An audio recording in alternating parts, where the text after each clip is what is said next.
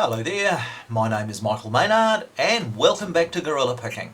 Now, what we are going to do today, folks, we are going to do a tutorial on picking these lovely, very cool little spools that Assa has been using as standard pins in their newer, higher security locks. So Assa isn't using them in every single lock just yet. I hope they do actually, because I really think these things are absolutely fantastic.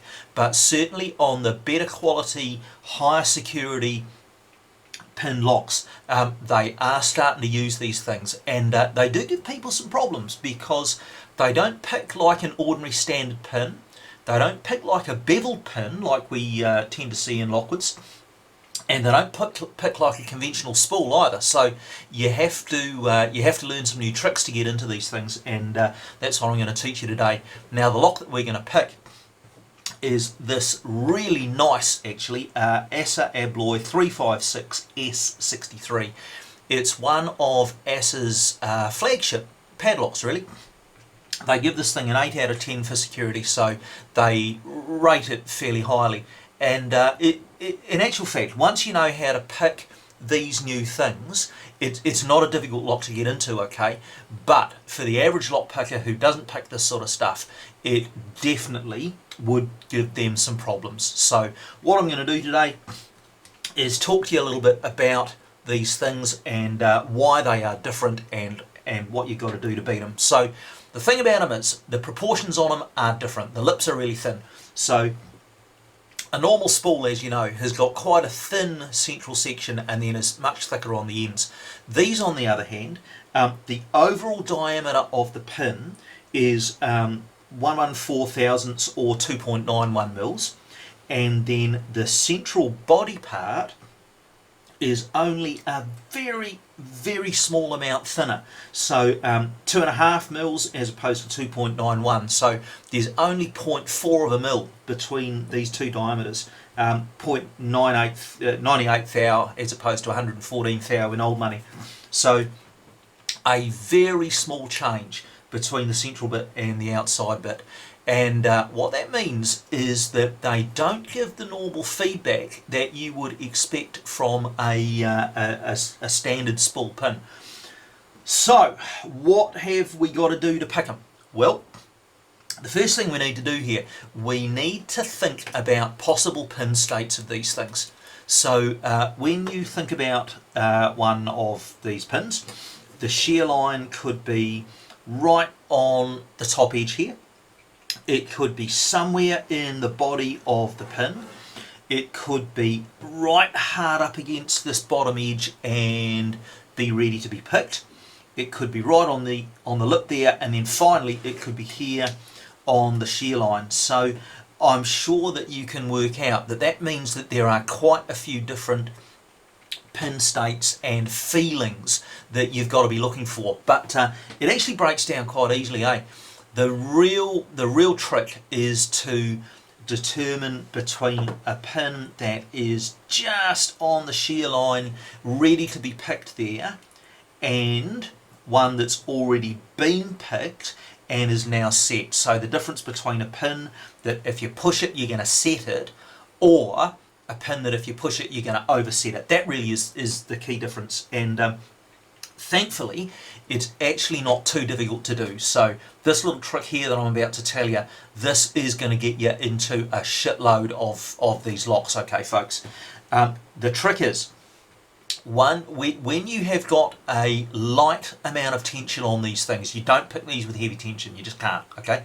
So when you've got a light amount of tension on there, if the pin is already set, so if the shear line is here and pushing it any further is going to overset it, you will find that you get absolutely no counter rotation whatsoever. Nothing, okay? Not a damn thing.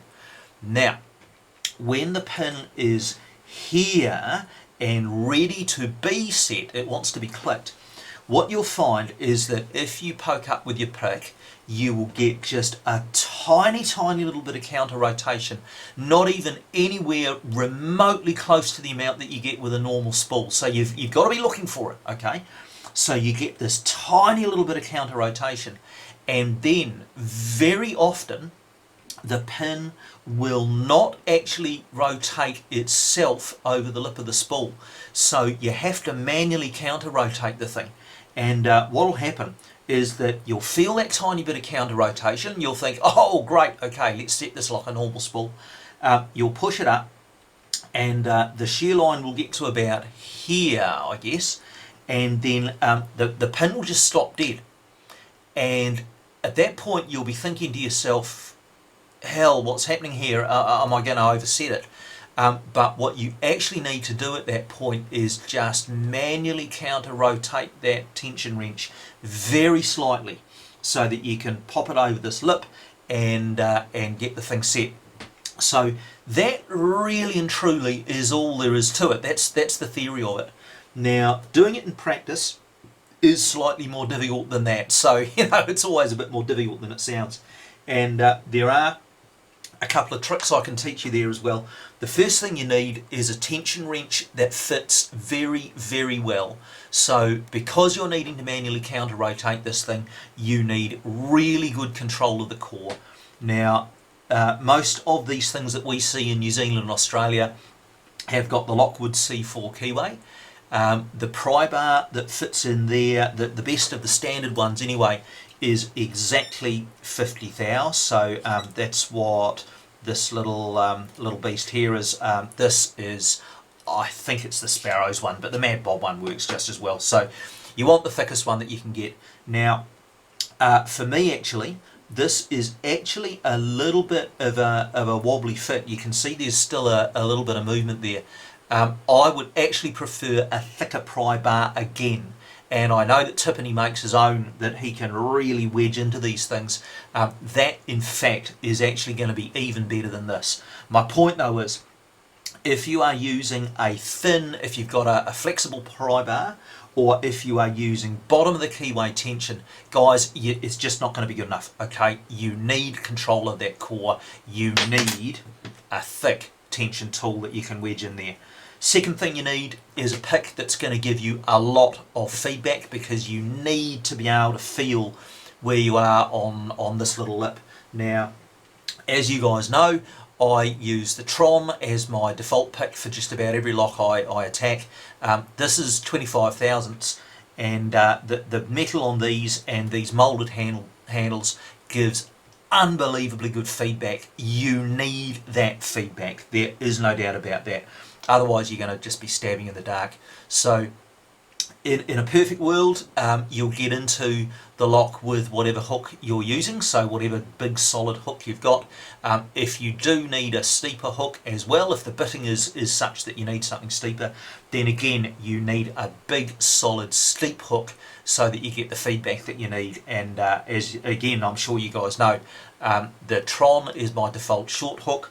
The Sparrow's Attila is my medium, and the Sparrow's Lunatic is the steep, and they're all 25 thou, and the feedback that you get through those things is incredible. It is easily good enough to find out what's going on the shear line here. The other final thing to talk about before we actually pick the lock is that almost all of these locks are either 5 or more likely 6 pins. So they do not put any standard pins in these locks at all. So you are pinned up with 5 or more likely 6 spools. Now what that means is, first of all, you are going to see some movement on the core, and once I get this lock pinned up, I'll show you the lock in a sec. Once we got that pinned up, you'll see that there's some movement on the core there, all right, which gives you a clue as to what pins you're up against. The other thing that comes out of that is that you're not going to know the binding order, all right? Picking a lock that's all spools, the binding order is very much a lottery, and so what you're going to find is that almost certainly you're going to have to cycle through the stack several times, dropping pins every now and again before you get an open. So if, as you're picking one of these things, you do cycle through 2 or 3 times, you get a false set, you think you're there, and you pick a pin and then you drop a few, don't despair. That is absolutely normal. It would be pretty unusual to fluke it and get the binding order right absolutely first time. So let's have a look at this lock. It is, as I mentioned, a Lockwood 356S63. Bloody nice lock. I would use one of these to lock up something if I needed something locked up with a padlock. I'd have no hesitation in using this thing. You could, of course, put a better core in there, but for ordinary applications, a 6-pin C4 keyway is actually easily good enough. What we're going to do, we are going to pin this up. So at the moment, all the, well, you can see it, all the key pins are there and all the drivers are sitting here. I'll get this put back together, we'll pick it, and you'll see how the thing works. So a quick look at the bitting before I do that. There is the key, bit of high-low action there, but you know, really not terribly difficult really. So let's pin it and let's do the job and give you guys a worked example.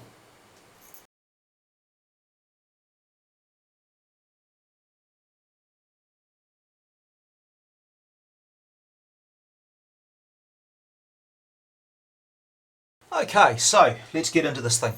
You can see that the key is operating like keys should, and if we get our tension tool in there and give that a bit of a wiggle, you'll see that we've got a little bit of movement on the tension tool right enough, but we've also got a lot of movement on the core. So that immediately alerts us to the fact that we are dealing with something other than all standard pins. Okay, so again, I've got absolutely no idea of the binding order of this lock. We're just going to plough through until we get it open. Now, with a normal, what's the word I'm looking for? With a normal Lockwood, I would be putting on quite a bit of tension now. Because we know that we've got these pins though, I'm only using light to moderate tension, and I'm going through, okay, I've got a binder on 2. Okay, I've even got too much tension on that even. Alright, 2's moving now. Okay, so at the moment, all of those pins are sliding up on those central sections, so we don't have anything picked just yet. I'm going to pick the one that gives me the most feedback, okay, and that feels like pin 3. And now we're going to set that, so let's just gently, okay, got a little bit of counter rotation there. I didn't need to do it manually, and we've got a slightly deeper false set than we had before. Alright, let's keep going. 4's binding. See that little bit of counter rotation. Okay, just nudge that over its little lip.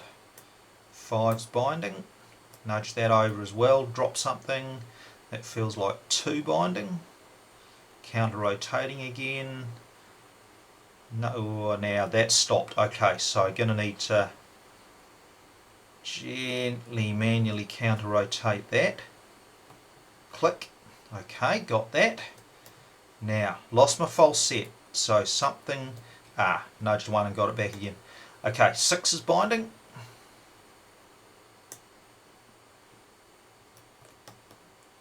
Pick 6, but something else dropped. 3's dropped. Counter rotating again. Okay, we're not doing too badly here. Dropped into that deeper false set again. 3 counter rotating on me. And set. 4 counter rotating on me. And set. Now see, if I push on 4 now, you can see there's no counter rotation there at all. I'm really wailing hard on that, hard, and no counter rotation. That's how, 1's binding. That's how you pick these locks. Okay, 1 counter rotating, gently easing it over the lip, and we're open. Okay. So there you go, folks. The key to that, the absolute key, was light tension, looking for that binding pin that gives us the little bit of counter rotation, easing it over the lip, sometimes with a bit of manual counter rotation if you have to, and the fact that when you've got the pin picked, when it's at the shear line, you can wail on it. You really can wail hard, and it's not going to go anywhere. It doesn't counter-rotate and doesn't overset. So it's actually, yes, they're harder to pick than standard pins, but they actually give you some real good feedback, and once you learn to interpret that feedback, they're actually an easy lock to pick. There you go, guys. Thanks for watching. Oh, and you see that dead core, right? So I've got the tension tool out of there now, and that's just sitting there. So you can see there was no spring helping with the counter rotation. Okay, so thanks for watching there, guys. I hope you've learned something here. I hope you are taking away the lesson and knowing how to pick these things. Please leave questions in the comments down below. If you want to know more about how to get these things open, please ask a question and leave your comments. Thanks for watching. My name's Michael Maynard. This is Gorilla Picking, and that was the Assa Thin Lip Spools. Thanks, guys.